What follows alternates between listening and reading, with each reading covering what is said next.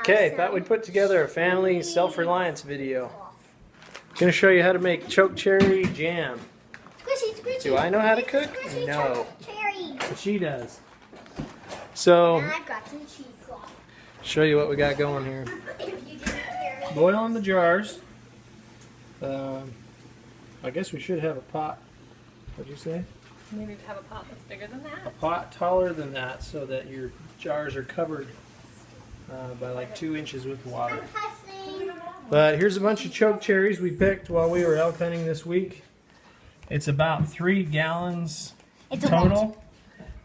We went through as a family. We just picked out all the leaves and sticks and twigs that came with it. So yeah, it was really hard. And there's like little baby. And we've got cheesecloth. Cheesecloth. That's for straining. And then you got your little pectin for making a jam. We're just going by the directions on here.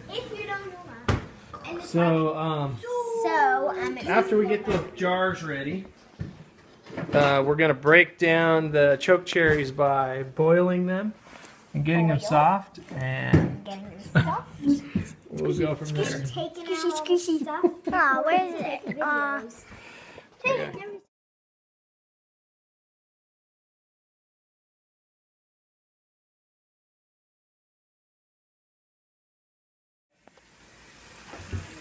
So, chokecherries into the pot, adding water.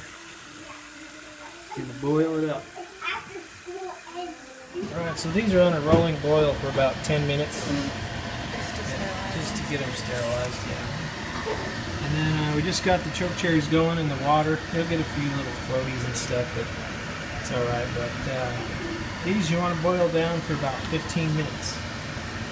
And I'll show you from there. And as you're boiling them, keep seeing stuff kind of come to the surface. That's alright, but see how they kind of turn more of a reddish color? See, here's some more that were just picked. They're kind of black. The caviar, the mountains, but these are really good. So they're just kind of breaking down, and the water is going to get kind of red and syrupy. And I'll show you that in a second. Okay, check it out. And the water's getting a lot more colored. Kind of see it breaking down. That's how you want it.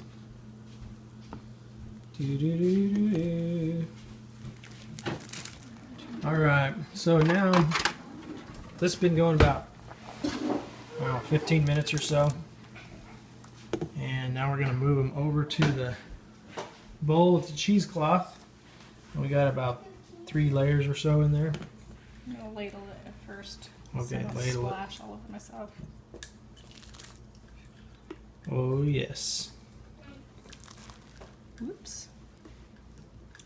So in case you're wondering how much water we did, we just covered the chokecherries just barely. So I don't know if that's the correct amount or not. We've only actually done this twice, so we're going to learn as we go, but oh yeah.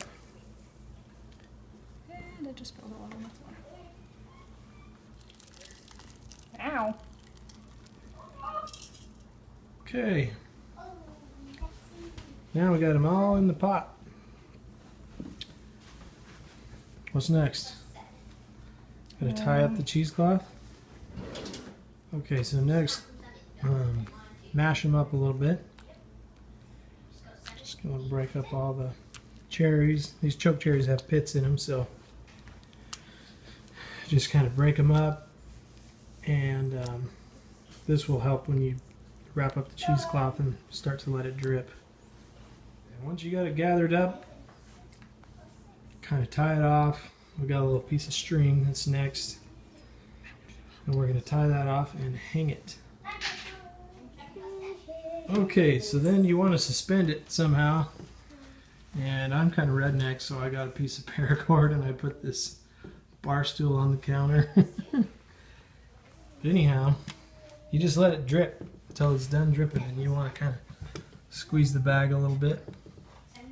It's catching all that down there. Okay, we're on our second batch. So we've finished squeezing it, let it hang, and probably had it hanging for maybe half an hour or so. And ready to take it off.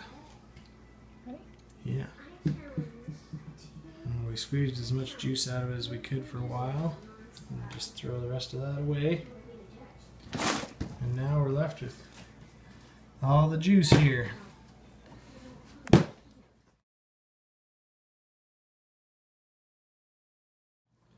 Okay, now you just want to measure it out. We'll see how much juice we end up with.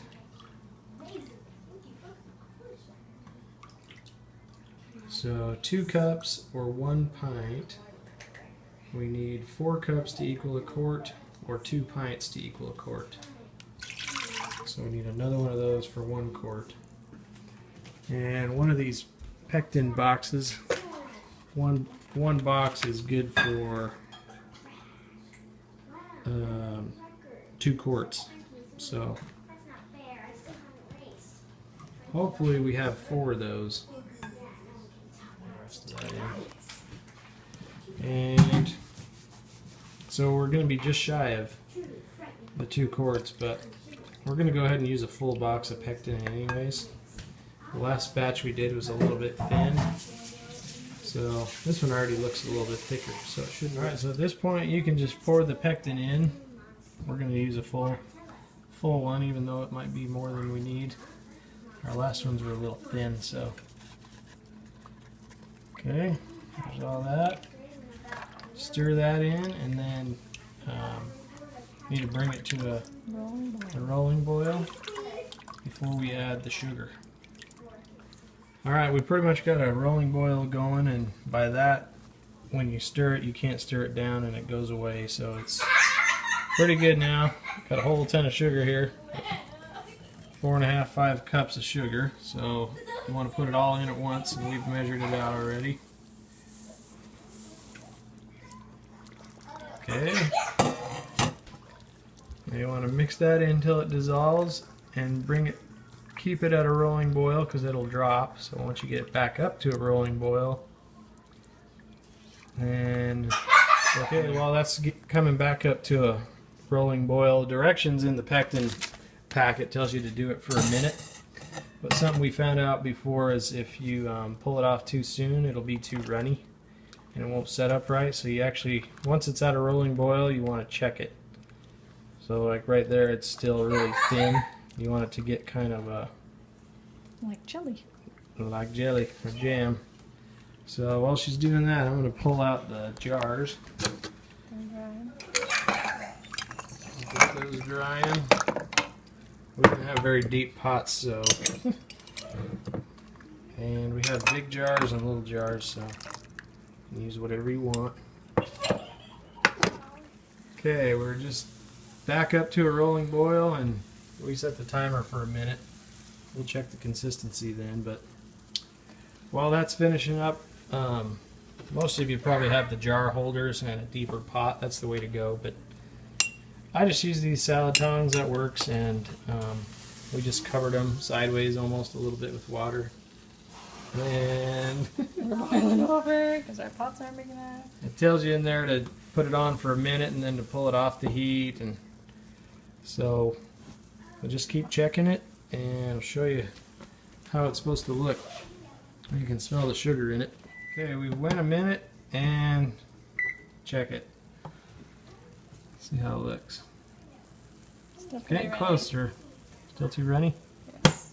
Still too runny. Alright, we've stirred now for actually about 5 minutes, closer to, and it's starting to thicken up, so into the jars.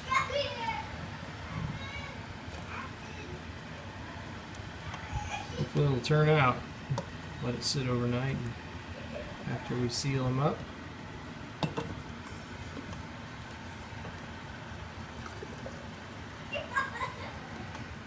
Okay, next step, as you're filling them, want to leave a little gap on the top right there. They call headspace. I don't know the purpose for that, but I'm sure some of you do. And then next step after that is to, I want to wipe the rim there so the wax seal is set on there, and these are really hot so they're hard to grab. And also they're on a cutting board, which is good so you don't burn your counter. Okay, now the jars, put them with the jam in them back into the water. And this is not the right way to do it, but if you have a deeper pot, you want to have 1 to 2 inches of water over the top of the jars. Our smaller jars are probably okay down in there, but these bigger ones, hopefully they'll seal up and be okay, but you want a deeper pot if you have one. So now, some directions say 5 minutes, some say 10, depending on jellies or jams. Since this is jam, we're probably going to do 10. After that, you can just take them out and let them cool. Alright, it's been about 10 minutes. Woo! Pulling them out and set them out here. Okay, so there they are. And they can sit out there and cool off overnight. They say not to check them until 24 hours. And you'll see these lids depress after a while and they'll seal themselves up. This was a little bit of extra we had from this batch. I think it's going to work because you can already see it kind of gelling up. So, should work good. So we picked all these within, honestly, about an hour's time. And it was about double this because we've already got the other batch going. But so we were up elk cutting and it was hot and it was midday, and so we found about 4 trees that were just sitting by the road and just picked them in about an hour. So just thought you'd like to see how to make jam if you've never done it. Alright, it's been 24 hours now. I was going to show you how it's set up a little bit. And these are sealed.